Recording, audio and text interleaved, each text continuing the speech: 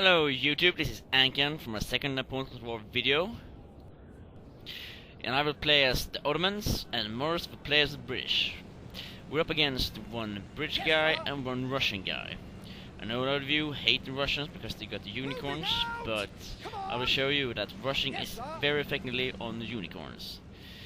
He has a lot of light infantry and I have none because I feel that light infantry aren't as good as the regular line. I know that some people use the light very often and focus mainly on light infantry army slash cavalry. In this fight I will have melee infantry instead of my light, and I use them as partial meat shield, partial I will hold down your lines. And what I mean by that is I put often my melee units and to attack the lines, so the enemy lines get stuck in melee and I move forward my lines. That enables me to move up on these flanks and start peppering from the sides. As you can see now, we are really closing in on the hill in the center of the Waterloo map, and his unicorns has just started to shooting. Luckily for me, it doesn't hit very good, it kills some men, but not as much as it usually do. And here we're gonna see very strategic thinking of me. I was actually planning on this to happen because I saw that his light were not completely over the top, so he was going to shoot right in the He only hit this part, so none casualties on my part there. This will make my melee units even better, because when they start to charge and enters the fray of the light infantry will probably rout instantly. So I fulfill my tactic about rushing. As you can see, Morse has also engaged his enemy, and I have planned to move up as fast as I can and then bring in my cavalry to really disturb his line and make holes and pockets in the army and divide up my army so he can get flank fire on both sides. One good thing about rushing forward is that you dictate the battlefield.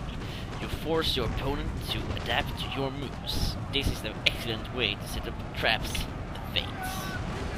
As you can see, I'm forward on his left while still being aggressively on his right. I still have some problems in his center, but that is about to change. I'm moving up my lines on his right to take down his unicorns. He still has 2 line infantry defending that, but I have 1 melee unit that engaged 1, so it's practically 3 versus 1 line in firepower. At the same time that I charge down my cavalry in the center, I would move up my lines in the center and the left. This should make that the hole in the center I can put up my lines to help the left flank. My melee units have practically hold on to self this battle. It's only because I bought a historical general, and without him, surely he would have routed a long time ago. You can see on my right flank, he put in some cavalry sergeants to hold me down, just to buy him some time so he can move out his unicorns. I will answer this by sending him my elite camp, and they will make short notice of his Dragoons. I rush up with 2 of my Deli Horsemen in the center to support my melee infantry that's down below.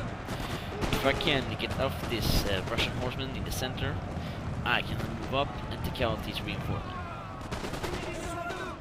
On my right flank, his cavalry is still holding up, and he's even sending in 1 more squad of Dragoons.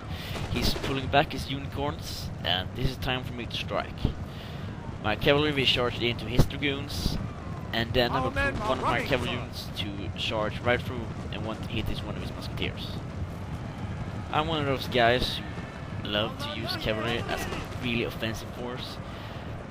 I often march them in, not only 1, but 2 groups, and 1 protect the other, and vice versa.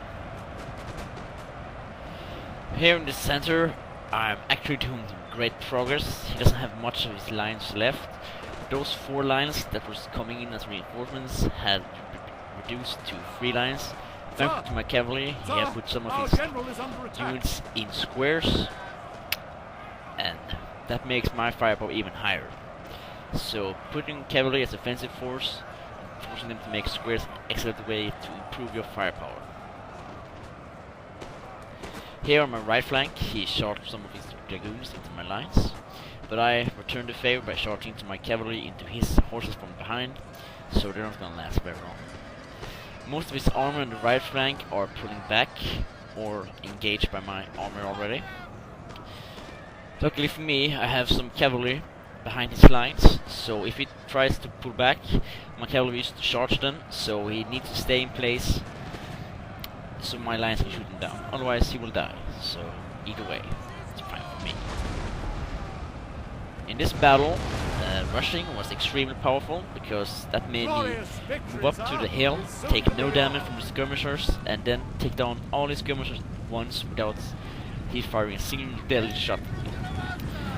Extremely good, extremely fast, extremely deadly. This is in the mopping up part of the battle. As you can see, I have engaged and flanked all his remaining forces.